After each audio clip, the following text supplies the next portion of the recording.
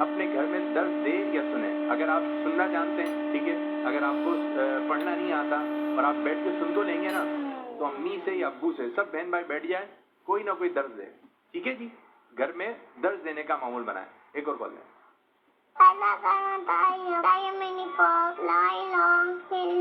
باندھ کر, ہاتھ باندھ کر.